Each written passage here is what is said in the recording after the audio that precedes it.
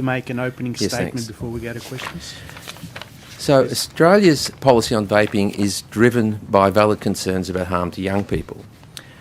But we need to balance the small harms to young people against the substantial benefits of vaping in reducing death and disease from smoking. Modelling studies consistently show that vaping has a positive effect on public health overall, and regulation should reflect that. What we currently have with vaping in Australia is prohibition, and drug prohibitions are rarely successful. Vaping is so harshly restricted in Australia that over 90% of users don't comply with the current regulations. This has predictably created a thriving and dangerous black market controlled by criminal gangs with serious escalating violence. The vast majority of products are unregulated, have no quality control, and we've made it easier, not harder, for young people to access these products. And perhaps most importantly, we've reduced legal access by smokers who need these products to quit. History's shown that enforcement and border control efforts have minimal harm on the long-term supply of drugs. I don't think there's any question about that. We know the war on drugs has failed. And the only significant way to reduce a black market is to replace it with a legal and regulated one.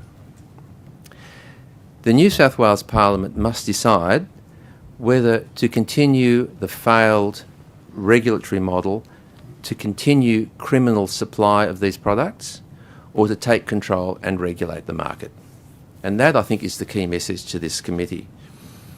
The best way forward is to make vapes available as licensed retail, as adult consumer products from licensed retail outlets with strict age verification like cigarettes and alcohol. This will bring Australia into line with other Western countries. It will reduce youth access. It will enable legal access for the smokers who need it, and it will reduce the black market. Thank you. Thank you very much. We'll now move to questions from the committee, but Dr. Mendelsohn, I need to bring to your attention that you've been named by a previous person given witness, and they've indicated, the witness said, Dr. Colin Mendelsohn, in his submission, the former chairperson of ATHRA, has suggested that we set aside areas where young people can vape at school. If that's not a tantamount, we have a problem. I don't know what is. How would you like to respond to that comment? I think we all have to accept that what we're doing at the moment isn't working. I mean, we're constantly told that we have a huge behavioural problem at schools where kids are suffering from nicotine withdrawal and unable to concentrate. What we're doing isn't working. What I'm suggesting is a pragmatic, compassionate approach that recognises that we have a problem. And I'm suggesting a practical solution to that problem, and that is that for young people who are nicotine dependent, who have the permission of their parents, and who have nicotine withdrawals, that they be allowed to vape in an agreed area in schools so that they can get through the day and they don't disrupt the class, and as a compassionate solution for them. I think we'd rather not be in this situation, but we are, and this is about harm reduction. This is about accepting the situation as it is and finding a practical solution. I would rather kids didn't smoke or vape, but I'm being pragmatic. Shouldn't those kids be seeking medical advice rather than just freely be allowed to? This is not about freely allowing. This is about accepting that some kids are addicted and will continue to vape no matter what we do. And we want to minimise the harm to them and the harm to classes, their classroom. We would rather kids didn't vape. In a perfect world, we would rather they didn't vape. But I have to say, vaping is one of the least harmful risk behaviours that kids indulge in. I'd much rather my children or grandchildren vaped than smoked, binge drunk, drink drove, used illicit drugs, were engaged in sexual violence, suicide behaviour. Kids are exposed to much greater risks than vaping. I think we've got this out of perspective, to be honest. Doctor, many of the submissions the inquiry has received argue that e-cigarettes is a pathway to normal cigarettes. Yeah. And vaping is really just another pathway to get people addicted to nicotine, and then after a while they'll just move on to normal cigarettes. What's your views on that? Look, I think that's been debunked. We heard this same scare story with marijuana, that kids would progress to dangerous drugs. Of course, it didn't happen, and we're not seeing that with vaping. So what's happening with vaping is that vaping overall is diverting young people away from smoking. It's actually a gateway out of smoking. As vaping rates go up in populations, and we see this in most countries, that smoking rates accelerate downwards. So vapes and cigarettes are substitutes. Why would you, if you're a kid who's vaping a mango-flavoured vape, which is, a tenth the price of smoking, why would you progress to stinky cigarettes that are much more expensive, that make you cough and are much less enjoyable? And we're not seeing that progression. What we understand is, yes, kids who vape are more likely later to be smokers, but there's no evidence that vaping causes them to take up smoking if they otherwise wouldn't have. So we explain that a much more plausible explanation is that kids who try vaping are just more likely to be risk takers, and we know they're more likely to smoke, to drink, to use drugs.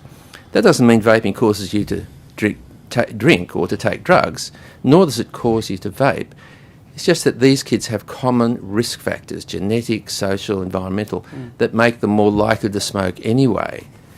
So there's no evidence of causation. And in the real world, we're seeing that as vaping rates go up, smoking rates are falling. I think that's the bottom line. So I think the evidence is very clear now that, yes, some kids may have progressed to smoking who might not have, but far more kids are progressing away from smoking and being diverted from smoking. And there are smokers who are switching to vaping as well, who are switching away from smoking, and that's a good thing. Thank you, Doctor. Dr. McDermott, do you have any questions? Thank you. Yeah, I do. As has already been said by the Chair, your evidence is at odds with everybody else's, to be honest. In Australia, that's true. Ways. That's true in Australia. Okay. Not just in Australia, let's be honest. It's also, but also that other places as well. And we haven't just been looking at Australia in this inquiry. So let's just look at that. We've been told there is a health crisis. That it's the same type of health crisis that we had some decades ago, the people smoking cigarettes, which we've then fought, and through government policy and other ways we've changed and lowered the amount of intake of tobacco products. But now we are facing a new generation. You made a comment that the impact of vapes, e-cigarettes, is only small harm to young people. And you said that in your submission as well. That is, once again, opposite everyone else is saying. Of course. Now, if we look at this, you've said that nicotine is especially beneficial for young people with ADHD, improving attention and brain function. We've been given evidence the opposite of that, especially from a number of young people who have spoken to us, one in particular, who said that she didn't do it because she was a risk taker. She was quite the opposite. It was the social environment. You've also put to us this morning that we should have a special area for kids who are caught on vaping, which could be argued, I would say, would just increase the amount of people vaping, because now those children now have their own little area to go off and go in, even if they are addicted. So I'm just challenging your things, and I'd like to hear your comments back, because it greatly concerns me that someone with your expertise could say these things when other people have been saying the complete opposite. Yep. So if you could, please. Yep, absolutely. Thank you for the question. Look, I think it's important to say that I'm strongly evidence-based. I make a study of the literature, and I'm very aware of what's in the peer-reviewed scientific literature and overseas experience. That's my agenda. My agenda is to save lives and improve public health. To answer some of the questions, is vaping a health crisis? Absolutely not. It's perceived and promoted as a health crisis. What's a health crisis is that 20,000 Australians are dying every year from smoking. That's a health crisis. No one has ever died from vaping nicotine. We've heard about Ivali this morning. But isn't that just because we don't have the long-term effects We've yet? had 20 years. We've had 20 years. If there was going to be some concern after 20 years, we'd have some clear evidence. In terms of long-term harm, I have to say, I think that's a bit of a furphy. We never insist on long-term proof of harm in any new treatment that we introduce. We introduced COVID vaccines after 3 months. We weren't concerned about, but what about in 30 years' time we might find there's some problem? We thought, no, the risk of delaying this is much greater than the potential risk of introducing it. And that's how we make medical decisions. Yes. And to say that we don't have long-term harm, therefore we shouldn't use it, ignores the fact that 20,000 people are dying every year in Australia, 8 million globally every year. And we've got to consider that in our long-term assessment. Just on the point that you made earlier about are e-cigarettes actually safer than smoking, there is no question that e-cigarettes are dramatically safer than smoking. From the scientific research, we know that there's over 7,000 chemicals in smoke, mostly in high doses. There's generally less than 200 chemicals in vapour. They're mostly less than 5%. Almost all are less than 1% of what they are in smoke. We know that the poisons in vapours after they've switched from smoking drop dramatically. We know that when they switch from smoking, their asthma improves, their COPD improves, their blood pressure improves, their lung function improves, they have fewer respiratory functions. There are a whole range of health benefits. But isn't that, and I'm trying to interrupt you, but I'm just trying to explore this. I'm not having a go at you exploring this. But if I put to you this, is that you're talking about people taking e-cigarettes that are perhaps regulated, perhaps we know what the product is. The millions of vapes that are coming in from China at the moment, record highs up until this month. We don't know what's in them. We talk all kinds of chemicals. It's like trying to say, well, and I'll equate it to other drugs. There's certain levels of chemicals, etc., methamphetamine, compared to a well-mixed bout of cocaine. I mean, it's, you know what I mean? I'm looking at the product I know what you itself. mean. And I think Dr. Jo Moller answered that question. There's very small differences. She pointed out, yes, there are cooling agents.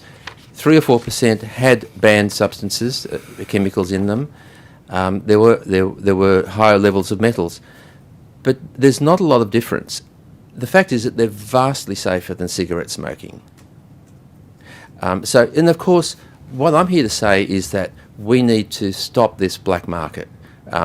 We're not going to stop it by enforcement and policing. We're only going to stop it by changing to a legal regulated model. I'm very against the black market. It's doing a lot of harm, but we can't just stop it by the methods that are being suggested. Can I just explore the black market just briefly? I know you're not from law enforcement. No, but I'll just ask. So who runs the black market into this country? It's mostly from China, is that correct? No, it's mostly controlled by criminal networks. Yep. Mostly Middle Eastern gangs, supported by outlaw motorcycle groups. They employ young people as dealers. They have young people who perform some of their crimes, carjacking and the actual fire bombings for them.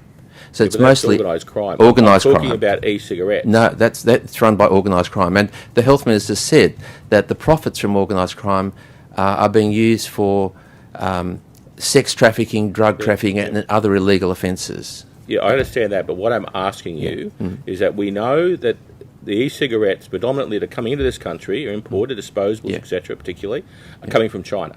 Yes, millions right. of the products a month. Okay. Yep. So, but that isn't coming into organised crime, is it? It's coming into. It's being imported by organised crime groups. Yes. As well as shops. Well, and mostly other the shops. Organisations. Mostly the shops buy them through organised crime groups. Some do import directly, but the vast majority are imported by organised crime groups who have a network of distributors who visit shops and try and arrange for them to sell their products. And you have evidence of that? Oh, that's well known. Well, no, I've worked organised crime for many years, so it's not so well known. Yeah. And we're putting things in evidence here in this hearing, so I put this question to you again. Do you have evidence, have you seen evidence of this network you're talking about for e-cigarettes? I understand. What I understand, I'm speaking to a criminologist from Melbourne, Dr. James Martin, who assures me that the organised crime groups who import tobacco products have now pivoted to e-cigarettes, and so they are using importing these products through their networks, and I've read that from other sources as well. Okay. Well, thank you, Doctor.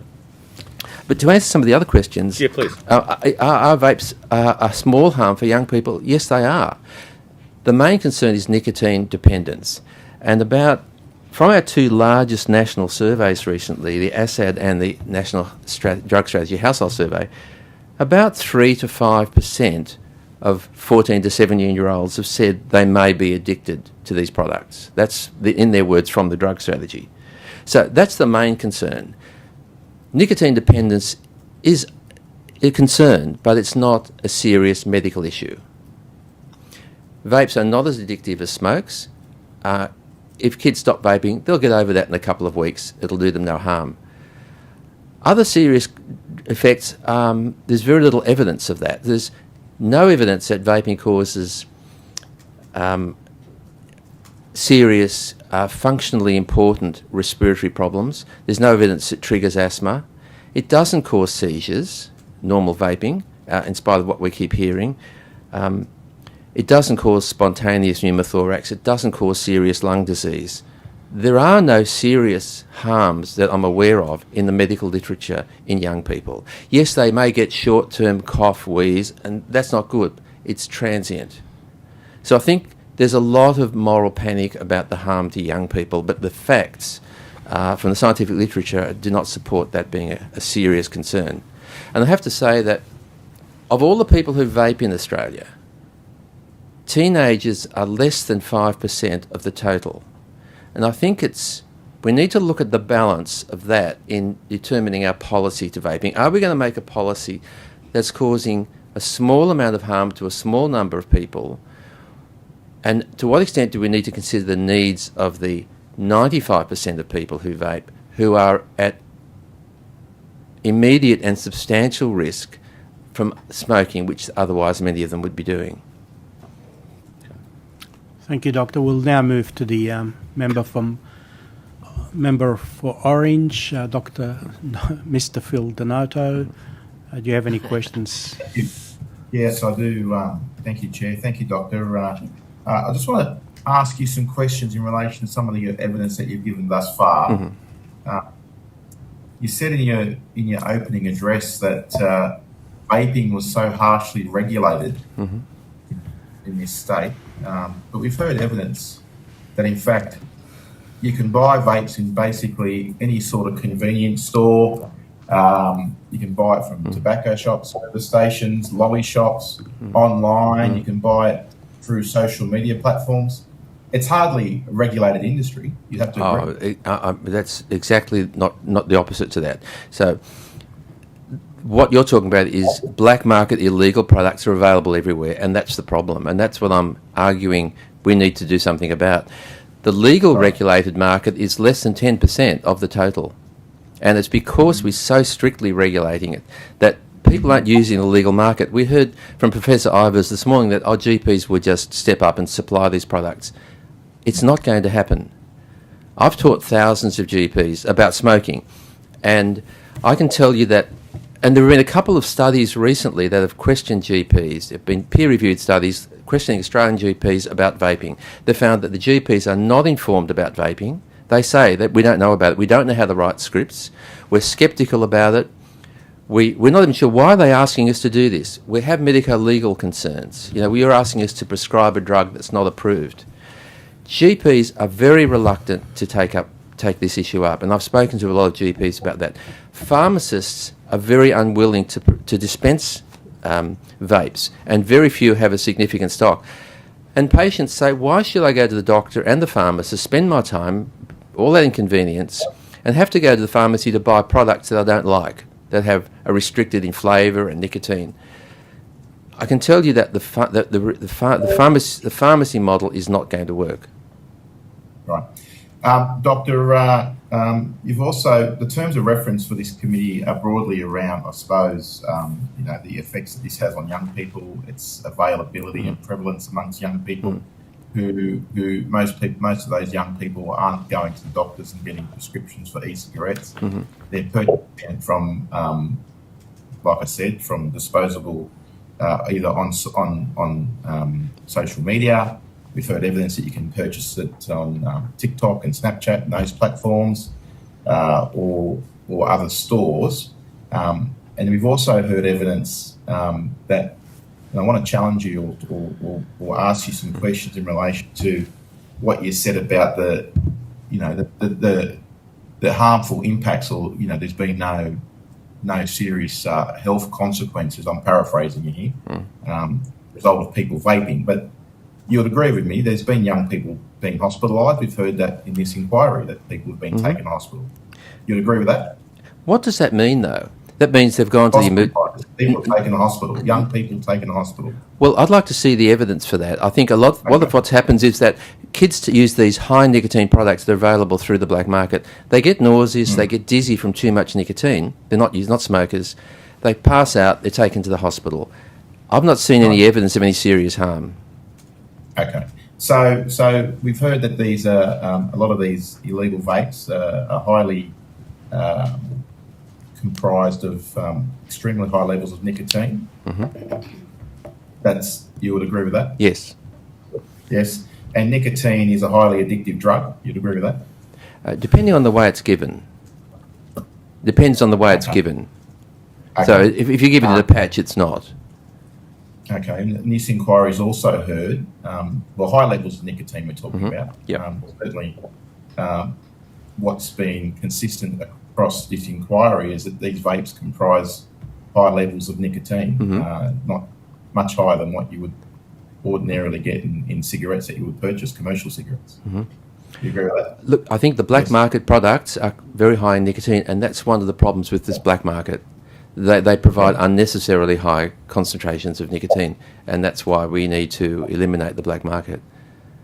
Yeah, and that can cause, and we've heard evidence that anxiety, depression, impacts to respiratory, lungs, teeth, gums, all those types of things are some of the side effects from these vapes. I think there's very good evidence now that vaping. I think there's very good evidence that nicotine relieves anxiety, it relieves depression, it improves cognition, memory, alertness, it's pleasurable, and it helps a whole range of medical conditions. If people are addicted to nicotine and they stop it, they will get withdrawal, and that lasts 10 to 14 days. And yes, during those times, people will have some anxiety as a result. Right. So what you just said there was that, in essence, is that you're disputing then, are you, that these harmful impacts that others have told this inquiry, these either e-cigarettes or vapes cause, especially the illegal ones that you purchase in these premises or locations, you're saying they actually can be quite beneficial. Is that your evidence? What I'm saying is that there are positive benefits from nicotine. And that's one of the reasons people smoke. They smoke to relax, they smoke to help them concentrate, they smoke because they enjoy it. I'm saying that some of the kids who use these products will experience some of those positive benefits. I'm also saying that I don't think kids should smoke or vape, but that's why they're choosing to use these products. But surely the harmful impacts that these vapes are having would outweigh those positive impacts that you say. Wouldn't you agree? I would strongly disagree with that. I would strongly disagree with that. I would strongly disagree with that. So I wrote an article recently that argues that the overall impact to young people for their public health is beneficial from vaping. Now, I'm not encouraging kids to smoke or vape, but when you look at the evidence, the fact that smoking rates amongst kids are falling faster than ever as vaping rates go up, to me that far outweighs any harm, and I think the harms are fairly small. I think most vaping by young people is experimental and short-term. It's a pattern which isn't associated with any serious harms. And the benefit of not smoking is deadly. Smoking kills 2 out of 3 long-term people. We only have to stop a small number of people smoking to see a substantial benefit. As I said, I've yet to see any serious harms in young people from vaping. But you'll agree with me, we haven't had a lot of time in relation to vaping. It's only been a fairly recent thing that young people have been taking up over in the last couple of years. It hasn't had years and years of research or data or analysis to be relied upon, like cigarettes, has it? Well, I think you'd agree that any new drug that we release on the market doesn't have long-term data. And I think in the case of vaping, we have to compare the potential risks, and there may well be problems we find in the future, but we've got to compare that against the known harms of smoking. We know that 2 out of 3 smokers will die if they continue to smoke, and I think there's some urgency to get vaping out there. Vaping is by far the most popular quitting aid in Australia. In spite of what was said earlier at this hearing, it's by far the most effective quitting aid. It is more effective without doctor's support than any other treatment. And that's why in Australia and in other countries, we're seeing an effect from vaping in smoking rates. There was a study done in Australia, published in Addiction about 3 years ago, which found that as vaping rates were going up, the smoking rates and quitting rates were significantly higher. There was an important study done a couple of years ago, a modelling study that looked at the Australian population and modelled the effect of introducing vaping, allowing for the harms from vaping, the benefits from vaping, the harms to children. They found hundreds of thousands of lives would be saved and quality of life years preserved if vaping had been allowed to be regulated like it is, for example, in the US. But I think we can do a lot better than that. Yes. No further questions, Mr. Chair. Thank you, Doctor. Can I just add a supplementary to that? Yeah, sure. So, isn't that just giving up one addiction to go to another? No, look, it's not. What it's giving up is a deadly addiction that kills 2 out of 3 users. That takes 10 years of life on average from people. It kills 8 million people in the world every year.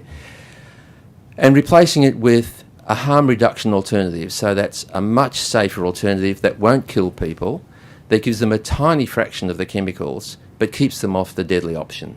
And to me, that's harm reduction. It's replacing a deadly option with a much safer alternative. No, we're not stopping nicotine, but we're stopping people from dying.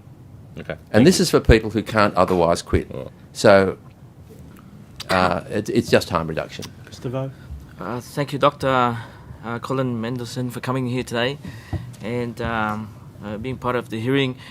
And thank you for all the information. And I realise you've been in the industry of tobacco harm reduction for over 40 years. And although we may not always agree, but I thank you for coming to give a different view on this. And thank you for being such a respectful, calm witness. My question is, your submission states that nicotine is especially beneficial for young people with ADHD, attention deficit hyperactive disorder, improving attention and brain function. That's on page 10. This appears to be at odds with evidence cited by many other stakeholders who claim nicotine is harmful to a developing brain. Why is your position different? Look, I think it's well accepted now that people with ADHD are much more likely to smoke, and the reason is that nicotine is a stimulant, and stimulants are the treatment for ADHD. And I have had many patients who've told me that once they found smoking, their ADHD improved. They can't stop because when they go back onto it, they get the ADHD again. If vaping was harmful to the adolescent brain, we would expect to see millions of adults now who smoked as young people with brain damage. We don't see, there's no epidemiological evidence for that. In people who have smoked, they've followed them up and looked at them as adults. They smoked as youth, and as adults there's been no difference in IQ, no difference in educational achievement, no difference in cognitive function in different studies compared to people who didn't smoke as young people. Now, if smoking has no effect, how can vaping have an effect? So the evidence for vaping harming the adolescent brain is based on large doses of chronic use of nicotine in animal studies. Now, the general consensus is that cannot be extrapolated to humans. There is no evidence in humans, and like most animal studies, that's perhaps a signal, but there's no evidence that can be extrapolated to humans. So I think it's purely speculative. The evidence doesn't support it. And just a follow-up question. So what do you think needs to happen for the prescription model to work effectively? The prescription model won't work effectively. So the prescription model has been rejected by the doctors, rejected by the pharmacists, rejected by the patients, the users. The only way to regulate these products, I believe, is to replace the black market with a tightly regulated adult consumer product where people can buy from licensed retail outlets like cigarettes. So, and if you have a license to sell these products and you sell to a child, you lose your license or you have a huge fine. And this is the way they do it in other Western countries. In New Zealand, they do not have a significant black market. Why would you? You could walk into a dairy, as they call them, or a vape shop, and get a legal, regulated product quite easily. You don't have to find the local dealer to provide these products for you. So there's no need for a black market, and these products are regulated. They're approved for safety and quality, and they're kept away from kids. There'll always be some kids who'll get them, but that's inevitable. But you know, if the kids are mostly getting products through the black market now, I think most of that will cease over time. Thank you, Doctor. No further questions. Thank you, Mr. Vo. And thank you, Doctor, for appearing before the committee today. You will be provided with a copy of the transcript of today's proceedings for corrections, and the committee staff will also email any questions taken on notice from today and any supplementary questions from the committee. Thank you for your attendance. Thank you.